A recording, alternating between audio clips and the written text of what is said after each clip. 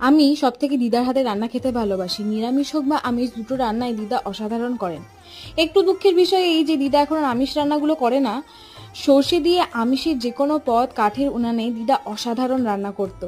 এতটাই ভালো রান্না করতো যে সেই কোন ছোটবেলায় খেয়েছি, কিন্তু এখনো সেই স্বাদ যেন মুখে লেগে আছে।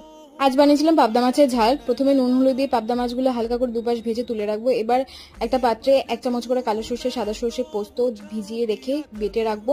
এবার ওই তেলে কালো জিরে ফোড়ন দিয়ে 1/2 চামচ আদা বাটা, কাশ্মীরি লঙ্কার গুঁড়ো, হলুদ গুঁড়ো দিয়ে ভালো করে মিশিয়ে একটা বড় টমেটো পেস্ট ভালো করে 5 মিনিট ধরে মিশিয়ে নিয়ে 1 চামচ নুন আর সর্ষের যে পেস্টটা করে রেখেছিলাম সেটা দিয়ে ভালো করে কষিয়ে নেব 2-3 মিনিট। এবার জল দিয়ে ঝোলটা ভালো করে ফুটিয়ে নিয়ে ভেজে রাখা পাবদা মাছগুলো দিয়ে 2টো চেরা কাঁচা লঙ্কা দিয়ে 2-3 মিনিট ভালো করে ফুটিয়ে ওপর থেকে ধনেপাতা কুচি ছড়িয়ে দিলে রেডি একদম সুস্বাদু পাবদা মাছের ঝাল। যদি রেসিপিটা ভালো লাগে তাহলে প্লিজ একটা সাবস্ক্রাইব করো, লাইক শেয়ার কমেন্ট করো।